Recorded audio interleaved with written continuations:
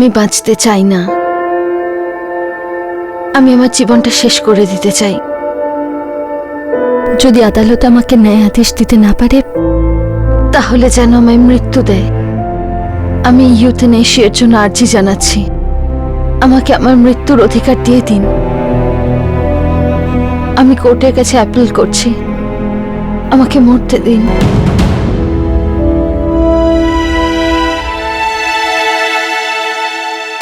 এক যুবতী সরকারের কাছে মৃত্যুর আবেদন করছিল। কেন? এই মেয়েটার সাথে এমন কি অপরাধ ঘটেছিল যার জন্য ও দৃঢ় কণ্ঠে আত্মহত্যার জন্য আবেদন করছিল? 11 বছর আগে 2003-এ ধানবাদ, ঝাড়খণ্ড, এই মিতালি দাস মেয়েটা একটু অন্যরকম ছিল। ওর শিরায় শিরায় ছিল উৎসাহ আর প্রত্যাশা। ও সবার চোখের মণি ছিল, আর মিতালির চোখে ছিল স্বপ্ন, যাকে সম্পূর্ণ করার জন্য ও সিদ্ধান্ত নিয়েছিল।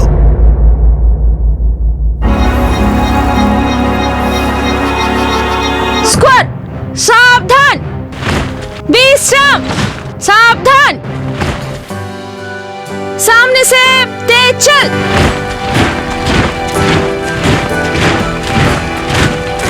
Scott salute.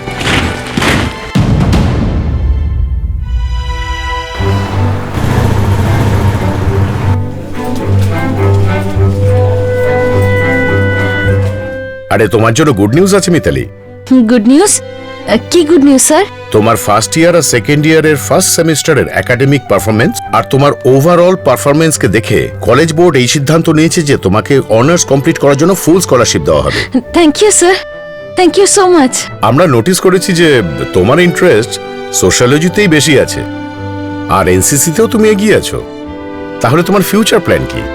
আইএএস না আইপিএস? আমি এখনো অত কিছু ভাবিনি স্যার, শুধু এইটুকুই ভেবেছি যে এরপর সোশিওলজিতে মাস্টার্স করব আর তারপর পিএইচডি। মিতালি, যখনই তোমার কোনো রকম প্রয়োজন পড়বে এই কলেজ সবসময় তোমার পাশে আছে। আমার উপর ভরসা করার জন্য thank you again sir.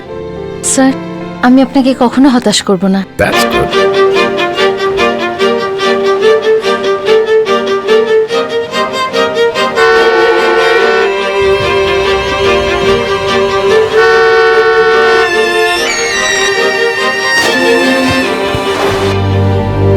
Sir, আজ আপনাকে মিষ্টিমুখ না করিয়ে না ওই গেট আমি কিছুতেই খুলবো না। এই নিন স্যার। আরে আগে সুখবরটা কি সেটা তো বলো কমলনাথ। আজ আমার জীবন সার্থক হয়েছে। আমার বড় মেয়ে মিতালি কলেজ থেকে স্কলারশিপ পেয়েছে। আরে বাহ।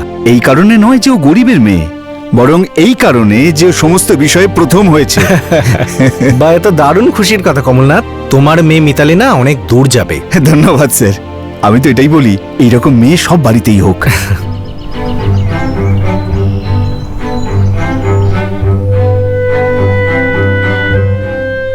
মা, মা, মিতু দিদি, আমি যাচ্ছি। আরে শোন, স্যার ওই চ্যাপ্টার নাম্বার 4 আছে না, মনে করে টিচারের থেকে জেনে নিবি। আজ সন্ধ্যাবেলা ওটা নিয়ে বসবো। আর কিছু? ক্যাপ্টেন মিতালি দাস। আর কিছু না, পিছে মোড়, তেজ চল, দাঁড়ানো বারণ, left right left, left right left, bye. আরে মিতু দে, এবার তুই ছাড়, আমি সব করে নেব। তোর কি কলেজের জন্য দেরি হচ্ছে না? মা, আমি থরি না কোণের মতো সাজবো, ব্যাস 10 মিনিটে আমি তৈরি হয়ে যাব। আচ্ছা মা, আজ থেকে আমি 1 ঘন্টা দেরিতে আসবো। কেন রে? সিভিল সার্ভিসের স্পেশাল ক্লাস আছে তো, তাই জন্য। সেটা তো কাছাকাছি রে, তুই তো একটা কাজ করতে পারিস, কলেজ থেকে আগে বাড়িতে আসিস, একটু রেস্ট নিয়ে আরে নিস। মা, আমার হাতে টাইম নেই, আমার জীবনের এক একটা সেকেন্ডও খুব দামি। আমি সব জানি মা, কিন্তু মাঝে মাঝে নিঃশ্বাসও নেওয়ার দরকার। আর তোর পায়ে তো চাকা লাগানো আছে। মা, এখনো গিয়ার লাগানোটা বাকি। দাদা, আরে দাদা, আমি তো জিজ্ঞেস করতেই ভুলে গেছি, কাল তোমার ইন্টারভিউ কেমন হলো? ভালোই হয়েছে, বললো সামনের সপ্তাহ থেকে জয়েন করার চান্স হতে পারে। দেখা যাক। এতগুলো ইন্টারভিউ দিয়ে তো বসে আছি। দাদা, এই নেগেটিভ থিঙ্কিং কে তোমার মাথা থেকে ছুঁড়ে ফেলে দাও। এই চাকরি তুমি নিশ্চয়ই পাবে, আমি বলছি না, নিশ্চয়ই পাবে।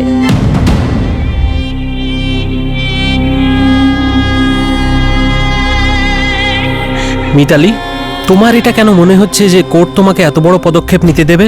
আফটার অল সুইসাইড একটা অপরাধ মিতালি দেবী, আইনত অপরাধ। অপরাধ? আমার সাথে যা হয়েছে সেটা তাহলে কি? আজ আমি সমস্যায় আছি, আমার পুরো পরিবার সমস্যায় আছে। আমি জানি না যে অপরাধটা কি।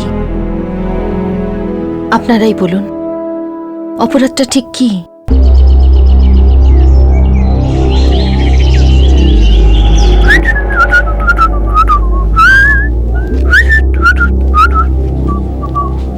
কি রে স্বপন, তুই চাকরিটা ছেড়ে দিলি কেন? ওটা আমার ভালো লাগেনি বাবা। তোর ভালো লাগে? শালা এই চাকরির জন্য আমাকে নাকে খত দিতে হয়েছিল শেঠজির সামনে, হাতে পায়ে ধরতে হয়েছিল, আর তোর এই চাকরি ভালো লাগে? তো আমি বলেছিলাম নাকি? আর এমনিতে ওই সেট আমায় আমার যোগ্যতা অনুযায়ী টাকা দিচ্ছিল না। আসলে ও আমাদের স্ট্যান্ডার্ডের নয়। আমরা তোমার স্ট্যান্ডার্ড ধুয়ে জল খাবো? হ্যাঁ শালা, 22 বছর বয়স হয়ে গেছে, কোনো রকম কোনো কাজে লাগিস না, আর কথা বলি স্ট্যান্ডার্ডের। খুব তাড়াতাড়ি জেনে যাবে তুমি আমি কি করতে পারি। পাড়ার মোড়ে আড্ডা দেওয়া আর বাবার হোটেলে খাওয়া ছাড়া আর কিছু তো দেখতে পাচ্ছি না। 3 বছর ধরে যখন কিছু করেনি তো এখন কি করবে? মা, আমার খারাপ লাগছে না, কারণ আমি জানি তুমি আমাকে খুব ভালোবাসো। আর সেই কারণেই তোর জন্য ভেবে ভেবে আমরা দুজন সারা রাত কাঁদি। বাবা, আমাদের যা করা ছিল এই জীবনে আমরা করে ফেলেছি, এবার তুমি কিছু করে দেখাও এই জীবনে, টাইম থাকতে বোঝাও একে। শুনলে মা, বাবা কি বলল? সব জিনিস টাইম টু টাইম হওয়া উচিত। আপাতত চা খাওয়ার সময় একটু চা হবে নাকি? এ রাম, বৌদি এসছে তোর? আরে এখনো কোথায় দাদা, এখনো তো জ্ঞানের মন্দির মানে কি কলেজ খুলতে দেরি আছে। তা ভালো কথা, অপেক্ষা করি। আরে অনেক অপেক্ষা করেছো দাদা, 6 বছর ধরে তো আমি তোমাদের লুকোচুরি দেখছি। একটা কথা বলবো দাদা, আজ মনের কথা বলেই ফেলো। এই শার্টে ভালো লাগছে না আমাকে? হ্যাঁ, অদ্ভুত কথা বলছো দাদা তুমি। আরে আমাদের হবু বৌদি কি পর নাকি? সে তো নিজের লোক। আমি হলফ করে বলতে পারি ছোটবেলা থেকে তোমাকেই পতি পরমেশ্বর ভেবে চলেছে, শুধু অপেক্ষা করছে যে কবে তুমি প্রথম কথাটা বলো। ওই দেখো সাক্ষাৎ বৌদি। একটা কথা বলবো দাদা, আজ নিজে প্রেমের পিস্তলটা চালিয়ে দাও। ধায় ধায় ধায় ধাই ধাই ধাই। মিতালি, কেমন আছো স্বপন? ঠিক নেই, 104 জ্বর আমার। তোমার ভালোবাসার। কি আজে বাজে বলছো? সত্যি বলছি। দেখো স্বপন, আমার একদম এসব আজে বাজে কথা ভালো লাগে না। আজে বাজে? মিতু, ভালোবাসা কবে থেকে আজে বাজে হলো? আরে গত 6 বছর ধরে তোমাকে ভালোবাসছি আমি, তোমাকে কত লাইক করি, কত পছন্দ করি, তুমি ভাবতেও পারবে না। মিতু, আমাকে বিয়ে করে নাও। পাগল হয়ে গেছো নাকি? আজকের পর থেকে তুমি আমার সঙ্গে কথাও বলবে না। যদি আমার রাস্তায় আরেকবার আসার চেষ্টা করো তাহলে ভালো হবে না। ভালোবাসায় কি অদ্ভুত লাফড়া, রিজেক্ট তো করলো আবার ইনসাল্টও, দুটো আঘাত দিল তোমাকে। পাড়ার এক বেকার অলস নিষ্কর্মা যুবক স্বপন মিতালিকে প্রেম আর বিয়ের প্রস্তাব দেয়, কিন্তু মিতালির মনে সেই ছেলেটার জন্য বিন্দু মাত্র কোনো ফিলিংস ছিল না। মিতালি কোনো কথা না বাড়িয়ে ছেলেটাকে সরাসরি না বলে দেয়, কিন্তু এই রিজেকশন স্বপনের মেয়ে লিগোর উপর অ্যাসিডের মতো কাজ করে। তোমরা কি সোজা কথাটা বুঝতে পারো না? হ্যাঁ, এবার আপনি মিষ্টি কথায় বুঝছেনই না। স্বপন দা ভেরি মাচ লাভস ইউ বৌদি। Shut up idiot. Hey Mitu, তোমার এই বিউটি নিয়ে তো দেমাগ দেখিও না। এই যৌবন আর সৌন্দর্য মাত্র 4 দিনের, যা চিরকালে তা হলো ভালোবাসা। তাও প্রকৃত ভালোবাসা, যেটা আমি তোমার সঙ্গে করি, অনলি আমি। আমার কথা মেনে নাও, তোমার লাইফ হয়ে যাবে। থ্যাংক ইউ সো মাচ, কিন্তু আমার তোমার ওপর, তোমার লাইফের ওপর বা তোমার কোনো জিনিসের ওপর কোনো ইন্টারেস্ট নেই। তাহলে বলো না কার প্রতি তোমার ইন্টারেস্ট? আরে নাম তো নাও, এক্ষুনি পুঁতে ফেলবো এখানে। মেনে নাও না বৌদি, স্বপন দা সোনার ছেলে, সোনার। আরে আমার মতো পুরো ধানবাদে কেউ নেই, পাটনা, দিল্লি, মুম্বাই কোথাও নেই। বিদেশে চলে যাও, সেখানেও পাবে না। তুমি শুধু আমার। এর এই অহংকার একদিন এমন ভাঙবো না যে সারা জীবন শুধু কাঁদবে। কিরে, কি ডিলিং বাজি করছিস? প্রেমের নৌকো ডুবতে চলে যাওয়া যায় দা। স্বপন দা যেই না নিজের ভালোবাসার কথাটা বলেছে, মিতালি বৌদি ওভার স্মার্ট সাজছে। আরে ও কলেজের একদম টপ স্টুডেন্ট, আমি খোঁজ নিয়েছি, সব বিষয় একবারে ব্রাইট। আর তোমরা দুজন বেশি হিরো হতে যেও না। ওই ম্যাডাম এনসিসিও করে, 1 কিলো জুতোর ওজন ঘুরিয়ে একটা দিলে না এখানে লেফট রাইট হয়ে যাবে দুজনে। তাহলে কি করব? চুরি পরে বাড়িতে বসে থাকবো? কিন্তু দাদা একটা জিনিস সহ্য হচ্ছে না, যখন ইংরেজিতে গালি দেয় না মাথা গরম হয়ে যায় মাইরি বলছি। আরে কি বলছিস তুই? আরে আমার তো দারুণ লাগে যখন ইংরাজিতে গালি দেয়, মায়ের দিব্যি, মনটা একদম নেচে ওঠে। মন তো এবার এর নাচবে, এমন ঝটকা দেব না পুরো লাইফটা নড়ে যাবে সালের। থিওরেম বুঝতে পেরেছিস? একটু টাফ কিন্তু ভালো লাগছে।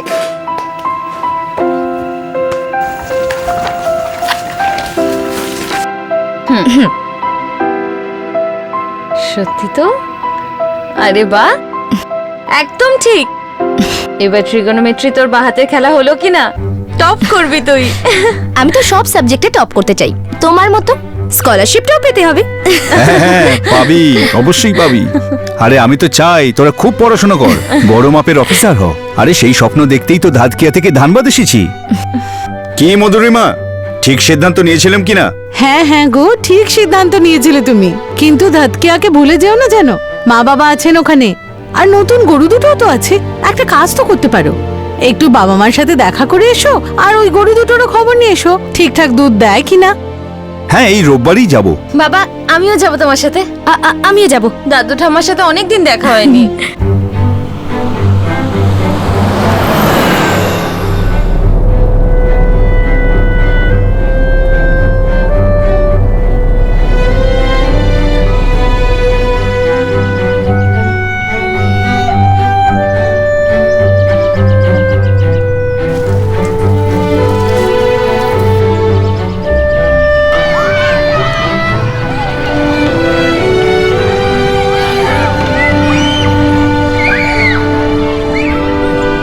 এই তো বাবা।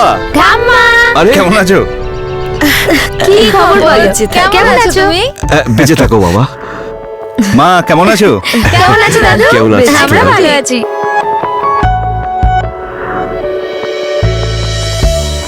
কমল, আমি দুজন চাষিকে এই ক্ষেতের কাজে লাগিয়ে দিয়েছি, আর এই যে গরুটা তুমি কিনে দিয়েছো, ধরে নাও এটা মহাদেবেরই আশীর্বাদ।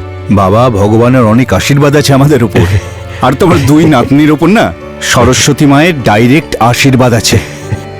কলেজ এই বছর মিতালিকে ফুল স্কলারশিপ দিয়েছে। দুই নাতনিকে দেখবে, আমাদের বংশের মুখ উজ্জ্বল করবে। আমি উপর থেকে ওদের আশীর্বাদ করে যাব। দেখো বাবা, এরকম উপরে যাবার কথা আর বলবে না, ঠিক আছে?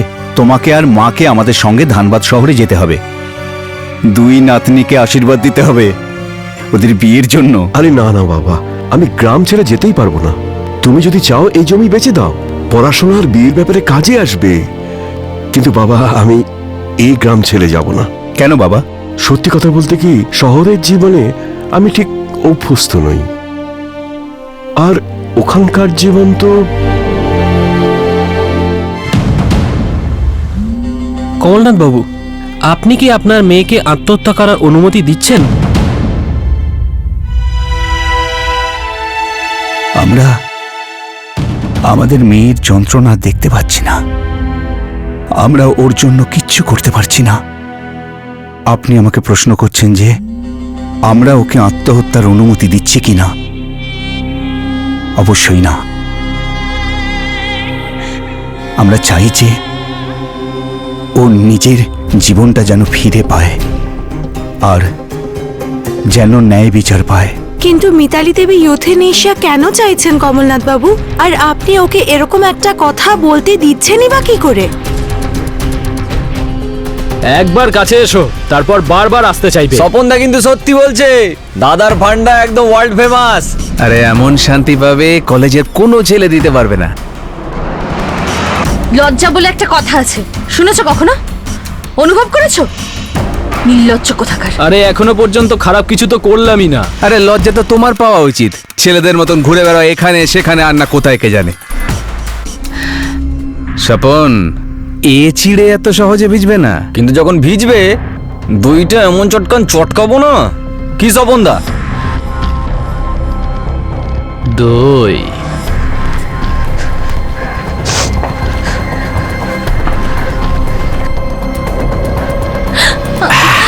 লাগা চুনরি में दाग छुपाओ कैसे, লাগা চুনরি में दाग छुपाओ कैसे। আমার ওড়নাটা আমায় দাও। বলছি আমার ওড়নাটা আমায় দাও।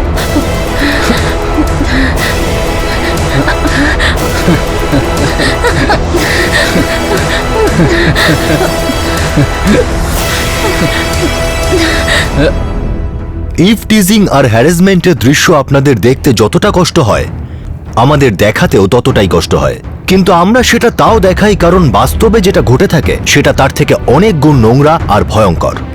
এটা একটা কলঙ্ক প্রশাসনের, আইনের আর সেই সমস্ত সংস্থার যাদের বানানো হয়েছে মেয়েদের জীবনকে সুরক্ষিত আর উন্নত করার জন্য। এই সমস্ত সরকারি সংস্থাগুলো একসঙ্গে মিলে মেয়েদের এই হ্যারাসমেন্টকে আটকাতে পারে না। সাম্প্রতিককালে রাঁচিতে আর কাশ্মীর ভ্যালিতে ফতোয়া জারি করা হয়েছে যে মহিলারা জিন্স পরতে পারবে না, মহিলারা মোবাইল ফোন ব্যবহার করতে পারবে না। একটু ভেবে দেখুন। আর প্রশাসন প্রত্যেকবারের মতো এটাকে আজে বাজে সামাজিক প্রথা বলে নিজেদের দায়িত্ব এড়িয়ে যায়। তারপর যখন কিছু সিরিয়াস দুর্ঘটনা ঘটে তখন ডিবেটের পর ডিবেট শুরু হয়, টক শোয়ে ডিসকাশন শুরু হয়, তারপর কিছুদিন যাওয়ার পর আবার একটা ফতোয়া জারি হয়। আমরা এটা জানতে চাই যে সেই আইন কোন কাজের যেটা অপরাধের ইঙ্গিত শুনতেই পায় না। এটা বলা খুব সহজ হবে যে মিতালি পুলিশের কাছে কেন যায়নি, কিন্তু আমরা জিজ্ঞেস করছি যে পুলিশ আর প্রশাসন মিতালিকে একটা সুরক্ষিত পরিবেশ কেন দিতে পারেনি। এইসব ছেলেদের এরকম অসভ্যতা করার সাহস কি করে হয়?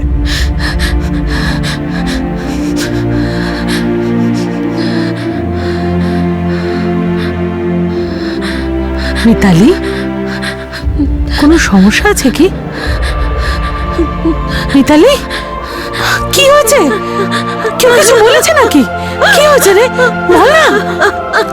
কি হয়েছে বল দিদি? না। মিতু দিদি কি হয়েছে? মিতালি, বল না মা। কি হয়েছে দিদি? বল না, বল না রে।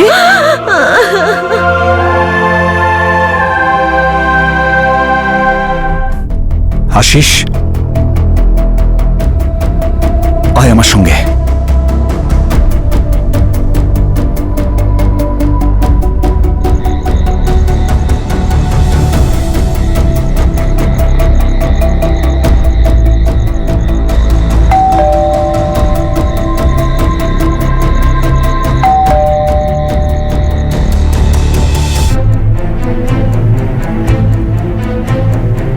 এত বছর ধরে এলাকায় আছি, ভেবেছিলাম যে ভদ্র লোকেরা এখানে বাস করে। কমলনাথ বাবু, আমরা কথা বলবো স্বপ্নের সঙ্গে, কিন্তু এই কথাও বলি যে আপনার মেয়েও শুধু শুধু ব্যাপারটাকে তিলকে তাল করে দেখছে।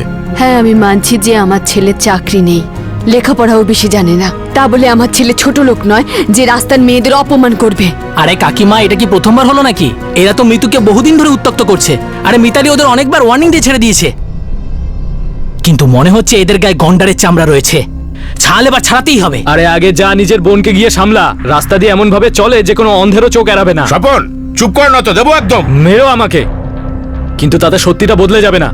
আর সত্যিটা এটাই, অনেক দিন ধরে মিতালি আমার পেছনে লাইন মারে আমাকে, আর নোংরা নোংরা ইশারা করে। আরে একটু পড়াশোনা শিখছে বলে একেবারে ডানা গজিয়ে গেছে, আমার দিকে আঙুল তুলছে। নির্লজ্জ কোথাকার। এত বড় হয়ে গেছো, বিয়ে করেছো, বাচ্চা হয়েছে, তুমিও? আমি কি? না না, আমি কি? নিজের বাচ্চার কথা ভাবো। ওর মনের ওপর কি ছাপ পড়বে? যদি বাপ এইরকম নোংরামো করে, ওরাও তো এইরকমই হবে, তাই না? একদম মুখ সামলে। আমার বাড়িতে এসে আমার বাচ্চা সম্বন্ধে ভালো মন্দ ভাবছেন? আরে অজয় দাদা, বাবা সেই কথা বলছে না। আরে তুমি যদি এমন নিজ কাজ করো তাহলে তোমার বাচ্চারা কি শিখবে? আরে যাও, আগে নিজের বোনকে সামলাও। সারাদিন স্বপনের সঙ্গে ফষ্টি নষ্টি করে বেড়াচ্ছে, না জানে কোন কোন ছেলেদের সঙ্গে কি কি করে বেড়ায়। তুমি আমাকে লেকচার দিতে আসছো? চুপচাপ বেরিয়ে যাও, নাহলে কিন্তু ঠ্যাং ভেঙে রেখে দেবো। যান যান।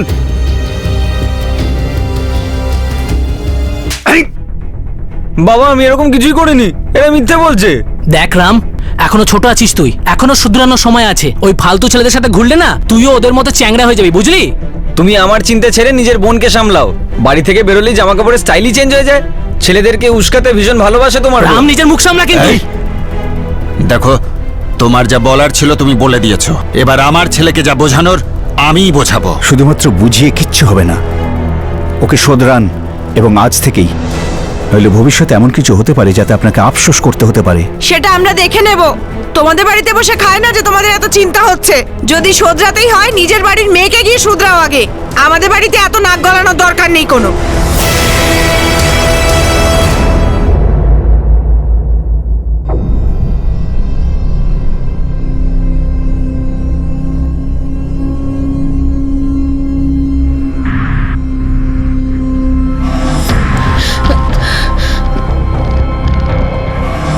কি রে হিরোইন, এত তর পাচ্ছিস আমাদের সঙ্গে দেখা করার জন্য যে বাবা আর দাদাকে পাঠিয়ে দিয়েছিস? হ্যাঁ, তোমরা মানুষ না জানোয়ার। কতবার বলবো যে আমাকে জ্বালাতন করবে না? মাথায় ঢোকে না কথাগুলো? তোমার কি মনে হয় তুমি আমাকে জ্বালাতন করবে আর আমি চুপচাপ সহ্য করব? কি হচ্ছে এখানে? দাদা, রোজ কলেজ যাওয়ার সময় এরা আমাকে বিরক্ত করে, নোংরা নোংরা কথা বলে। বিরক্ত হয়ে গেছি আমি এদের জন্য, বুঝি বুঝি ক্লান্ত হয়ে গেছি, তবু এদের কোনো কথা মাথায় ঢোকে না। আরে দাদা এই মিথ্যে বলছে। আরে আরে এরকম কিছুই ব্যাপার নয়, ফালতু ফালতু আমাদেরকে ভাসিয়ে দিচ্ছে। এবার দেখুন না, এত চালু মাল আমরা পাত্তা দিচ্ছি না বলে আমাদের সঙ্গে এরকম করছে। আরে টাকা চাই আমাদের সঙ্গে ফুর্তি করতে। নির্লজ্জ কথাকার। দাদা, আমি কলেজে পড়ি, আমি কোনো পাগল নই যে রাস্তায় এরকম তামাশা করব। আরে এরা এরা একদম নির্লজ্জ এখানকার। এই কি ব্যাপার? কি ভাবিস রে তোরা নিজেদের? এই যে এখানে এতজন দাঁড়িয়ে আছে, সব কি বোকা নাকি? আর তোদের কথা মেনে নেব না? এই যে এতক্ষণ ধরে চেঁচাচ্ছে, কেন চেঁচাচ্ছে আমরা বুঝে না ভেবেছিস? হ্যাঁ, আরে দাদা আমরাও ভালো ঘরের ছেলে, আর ও তো তোমরা ভালো ঘরের লোক। হ্যাঁ, তোমাদের বাড়ির লোক চুপ থেকে তোমাদের কাজকর্মকে প্রশ্রয় দেয়, তাদের মতে তোমরা কোনো খারাপ কাজ করতেই পারো না। দাদা, আমি আমি পড়াশোনায় মন দিতে চাই, আমার এক্সাম একদম আমার ঘাড়ের ওপর, কিন্তু এরা রোজ কিছু না কিছু তামাশা করবেই। দুদিন আগে আমার ওড়না আমার থেকে কেড়ে নিয়েছিল, আর আজ আজ আমাকে পেছন থেকে ছুঁয়েছে। আরে এটা কি কোনো গুন্ডারাজ চলছে নাকি, যে কেউ কোনো মেয়ের সাথে যা কিছু করবে? এই যে রোমিওরা, এর পর থেকে এই মেয়েটার দিকে যদি চোখ তুলে তাকাস তো এখান থেকে সোজা থানায় টেনে নিয়ে যাবো রে। তুমি কলেজ যাও, টেনশন নিও না, এদের আমরা সামলে নেব। যাও। এই এই যে হিরোরা, সরো এখান থেকে, যাও যা যা কাজ যাও কর এখান রে। থেকে। চল চল চল যাও। এখান থেকে চল। ওই তিনটে কাপুরুষ এক্সপেক্ট করেনি যে মিতালি পাবলিকের সামনেই চেঁচাবে। ওরা আগে অবশ্য মিতালিকে ওদের অশ্লীল কথার বিরোধিতা করতে দেখেছে, কিন্তু ওর রাগ ওরা এই প্রথমবার দেখলো। পরবর্তী 4 দিন পর্যন্ত এরা মিতালির থেকে দূরে ছিল, কোথাও দেখা যায়নি। মিতালি প্রত্যেক দিনের মতো কলেজ যেতে থাকে, মনে হচ্ছিল যেন ওই তিনজনের শিক্ষা হয়ে গেছে। আমার সব স্বপ্ন, সব আশা একদম জ্বলে পুড়ে শেষ হয়ে গেছে। আমি শেষবার খুশি হয়েছিলাম 9 বছর আগে, যখন আমি 17 বছরের কলেজ স্টুডেন্ট ছিলাম। তবে থেকে আজ পর্যন্ত শুধু দুঃখই পেয়েছি। একটা শ্বাস নিতেও কষ্ট হয়। যদি আমি আমার কষ্টটা কমাতে চাই, আমার শ্বাসটাকে বন্ধ করে দিতে চাই, তাহলে আইনের কি অধিকার যে আমাকে আটকায়?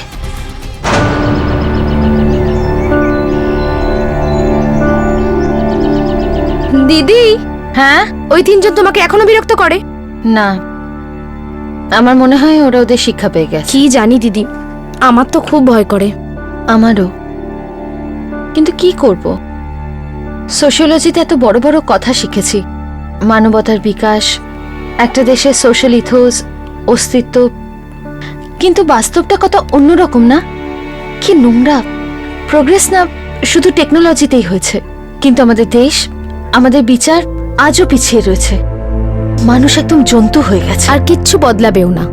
সারা জীবন ধরে এই দেশ ভগবানের ওপর নির্ভর করেই চলছে। দেখ, কাউকে তো চেষ্টা করতেই হবে। আমরাও জানি, আমরাও চিন্তা করি, তবেই এই দেশের কিছু হবে।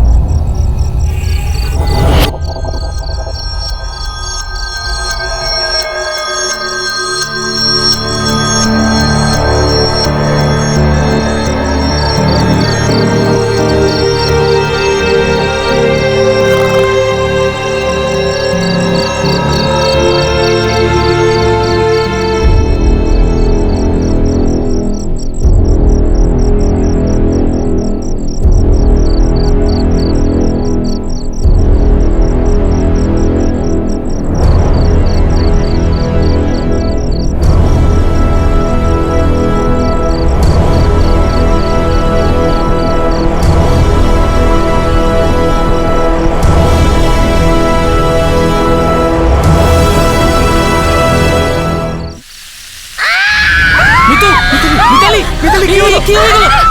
মিতালি, কি হয়ে গেল তোর? শোনো, দেখ তো ওরা কারা। দেখ তো, দেখ তো ওরা কারা। এই, শিগগিরই দেখ। বাবা, বাবা, মিতালিকে হসপিটালে নিয়ে যেতে হবে। হসপিটালে নিয়ে যেতে হবে। চল, হসপিটালে নিয়ে যেতে হবে মিতুকে। মিতালি।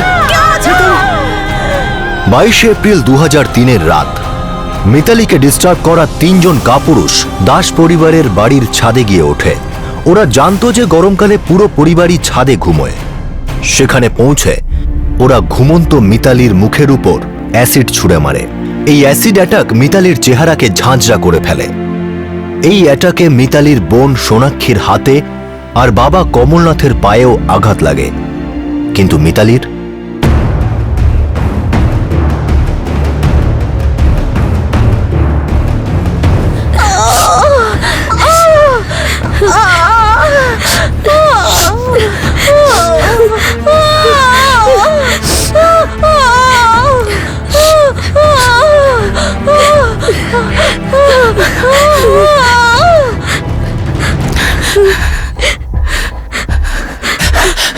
ডাক্তারবাবু, আমার মেয়ে কেমন আছে? আপাতত আমি ওকে পেনকিলার ইঞ্জেকশন দিয়ে ও দিয়েছি। ঠিক তো হয়ে যাবে না? বলুন না ডাক্তারবাবু, কেমন আছে মিতালি? ও ঠিক হয়ে যাবে তো? এই মুহূর্তে মিতালির শারীরিক কন্ডিশন খুব খারাপ, যা বলার কালকে বলতে পারবো। সামনে নিজেকে। আপনার পায়েও তো চোট লেগেছে। ডাক্তারবাবু, আমি ঠিক আছি। আমার মেয়ে ঠিক তো হয়ে যাবে, তাই না? কি করে দিলে ওরা আমার মেয়েকে?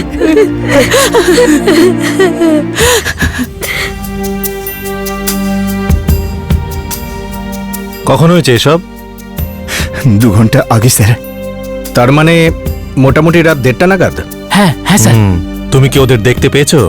স্যার, মিতালির চিৎকার শুনে আমরা উঠে পড়ি, আর তারপরে মিতালির যে অবস্থা হয়েছিল না, ওটা দেখতে গিয়ে আর কিছু দেখা হয়নি স্যার। মিতালির মুখটা না, আর মুখ নেই স্যার, গলে যাওয়া মাংস। আমরা হতবাক হয়ে গেছিলাম, কিচ্ছু দেখতে পারিনি। কিন্তু আমার ছোট মেয়ে সোনাক্ষীর হাতের উপরেও অ্যাসিড পড়েছিল, ওই ওদের পালাতে দেখেছিল।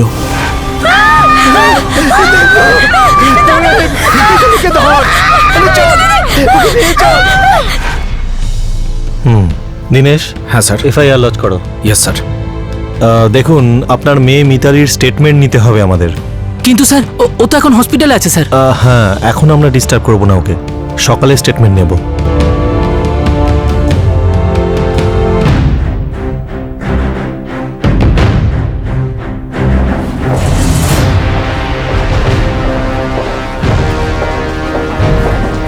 সরি ইন্সপেক্টর, মিতালি এই মুহূর্তে স্টেটমেন্ট দেওয়ার অবস্থায় একেবারেই নেই। দেখুন, মিতালি একজন ভিকটিম, আর আমাদের এটা জানা খুবই জরুরি যে ওর সাথে কি ঘটেছে, কখন আর কিভাবে ঘটেছে। ইন্সপেক্টর, ওর মুখে হাই গ্রেড অ্যাসিড ঢেলে দেওয়া হয়েছে। 72% বার্ন হয়ে গেছে ওর ফেস। কানের পর্দা ওর গলে গেছে, নাকটাও গলে গেছে, ভয়েস বক্স নষ্ট হয়ে গেছে, আর ওর 2টো চোখের খুব খারাপ কন্ডিশন। সেই জন্যে না ও বলতে পারবে, না শুনতে পারবে, না দেখতে পাবে। আর এই মুহূর্তে ও অজ্ঞান অবস্থায় রয়েছে, সেই জন্য ও আপনাদের স্টেটমেন্ট দিতেই পারবে না।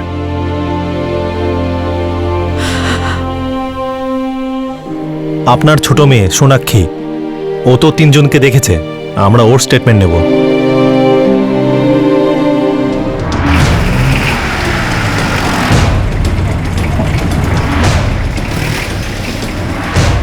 আমাদের স্বপন এরকম কাজ করতেই পারে না স্যার। ছেলেকে ডাকুন একবার। ও তো স্যার কাল রাতেই বাইরে গেছে একটা কাজের জন্য। আপনার ছেলে কোথায় গেছে কাজ করতে? সাহেব, আমার ছেলে চাকরি খুঁজছে, খুবই পরিশ্রম করে আমার ছেলে। আমাদেরও অনেক পরিশ্রম করতে হয় আসামিদের খুঁজে বার করতে। ছেলেকে বলবেন থানায় এসে হাজিরা দিয়ে যেতে, তা না হলে আমরা যদি কাজে লেগে পড়ি সহজে কিন্তু থামবো না, বুঝেছেন?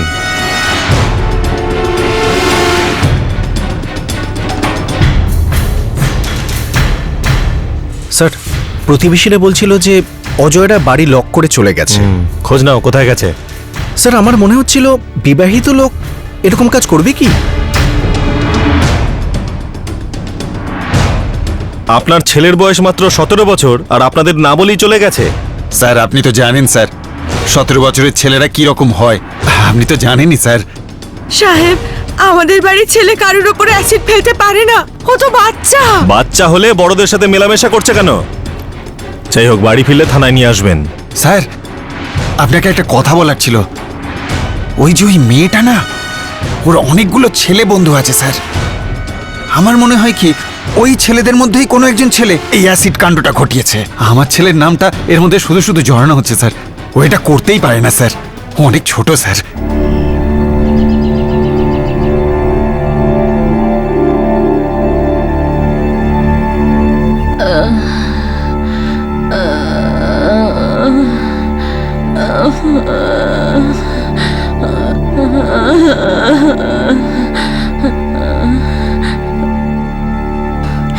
কি অবস্থা ডাক্তারবাবু? দেখুন, একটা কথা আপনাদের আমি পরিষ্কার জানাতে চাই। কি হয়েছে? মিতালির শারীরিক কন্ডিশন দিন দিন খারাপের দিকে যাচ্ছে, আর আমাদের বার্নস ওয়ার্ডের যে অবস্থা তাতে এখানে ওর পুরোপুরি ট্রিটমেন্ট সম্ভব নয়। তাহলে এখন কি করব? মানে আপনি কি করতে বলছেন? ওকে কোনো নামকরা হসপিটালে নিয়ে যান। কিন্তু কোথায়? আপনারা বোকারো হসপিটালে নিয়ে যান না, ওখানের বার্নস ওয়ার্ড খুব ভালো শুনেছি। ওখানে স্পেশাল ট্রিটমেন্ট পাবেন, স্পেশালাইজড ফ্যাসিলিটি পাবেন। দেখুন, যত তাড়াতাড়ি সম্ভব মিতালিকে বোকারো হসপিটালে শিফট করুন।